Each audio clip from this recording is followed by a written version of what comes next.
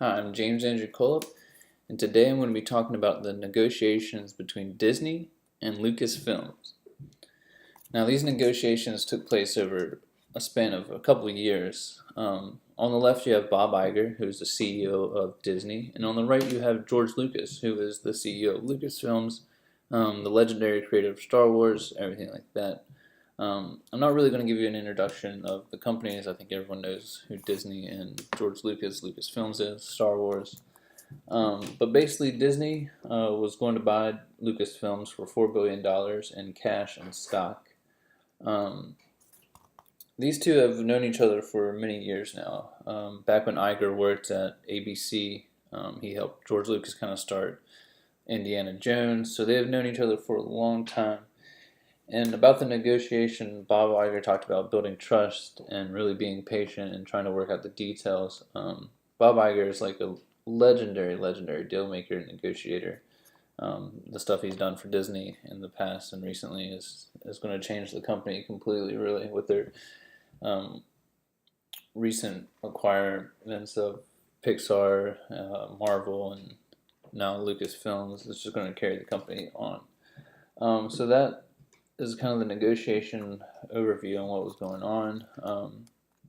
It started way back in 2011. Apparently, there was secret negotiations going on when Lucas said he kind of wanted to retire and get on with his life and not really continue on with the Star Wars. And really, Lucasfilm hadn't really done much with the Star Wars since the Clone Wars, which wasn't a great sequel, and also they did like a little cartoon thing, which so yeah, they weren't really doing much with the Star Wars.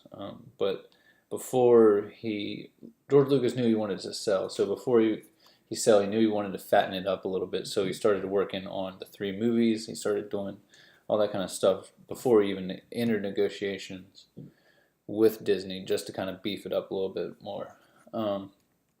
So positions. Um, Lucas wanted to sell his rights and everything like that for for a hefty profit, but he also had underlying interest, which I'll get to that in a second. Disney, they wanted to acquire all the worldwide rights and licenses for all of Lucasfilm's intellectual property, and getting to their interests of why they wanted to do that was obviously Disney wanted to expand its brand and create a long-lasting asset that would generate tons of revenue for the years to come.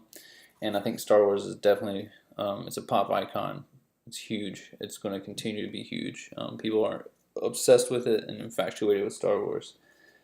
So I think it's a smart move at Disney. Lucasfilms, what George Lucas wanted to do was he's really looking to retire. He was tired of the stress of having to deal with creating all this stuff for Star Wars, and he really wanted to find a home for Star Wars, a place where um, that would continue to create his vision and build his brand for many years to come. Because he saw it as like he was kind of fading out and couldn't really keep up with it, all the work. And um, there's also rumors about his kids, or he wanted to retire and get his estate in line and make as much money as possible. Those rumors apparently he said was not true. That's not really what his intentions were. He just wanted to find a place that was going to continue to create his vision of what he wanted to do.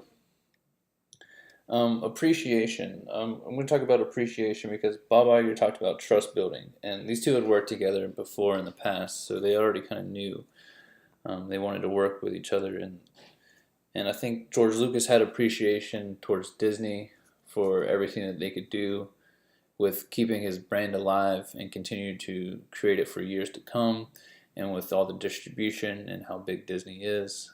I think they had mutual appreciation towards each other. And Disney obviously appreciated George Lucas and the huge pop icon Star Wars that he has created. And yeah, so that takes me to the BATNA.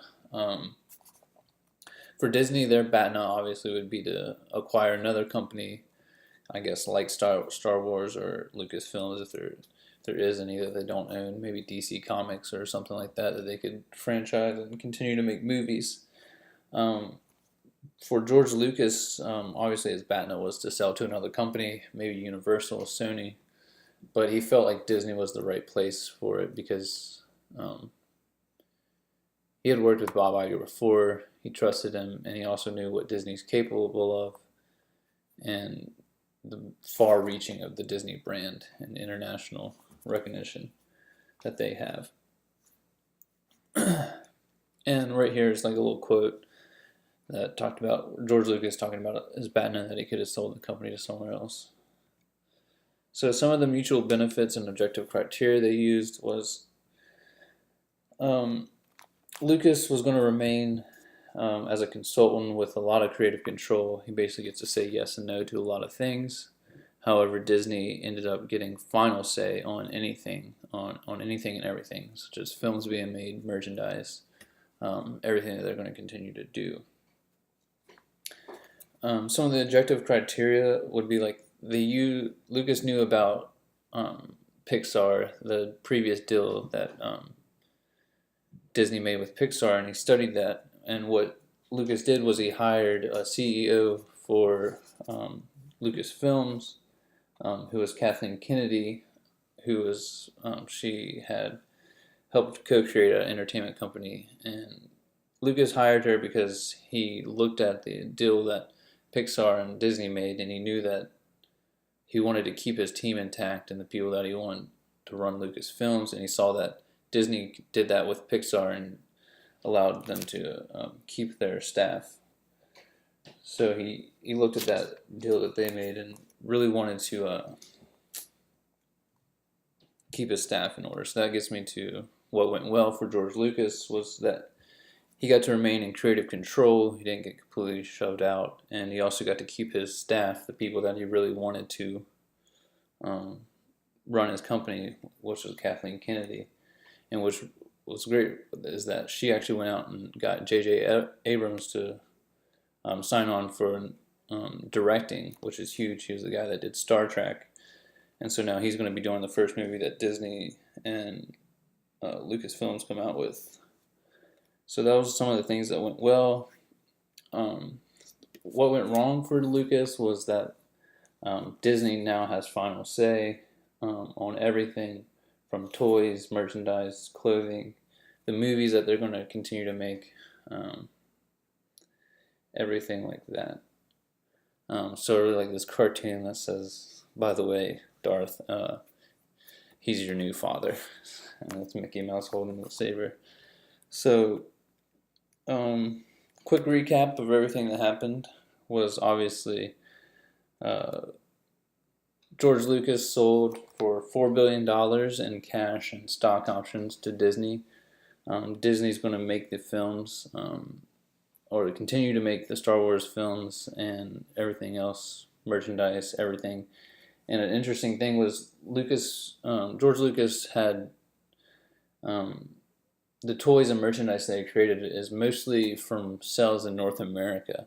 But now Disney's going to be able to take that international and really open up new markets. So I think he was really excited about that. And also they're going to be able to get the rights for Indiana Jones, which is something that Lucas previously owned as well. So yeah, it's a mutual beneficial that's going to be making a lot of money for Disney in the future. Star Wars is a huge franchise, and I guess we're all kind of eager to see what Disney's going to do with Star Wars, and hopefully they're going to stay true to Star Wars and continue to create it like Lucas wanted to, and everyone's going to continue to love the Force and be one with it. So yeah, that takes me to my references. Thank you very much, and have a great day.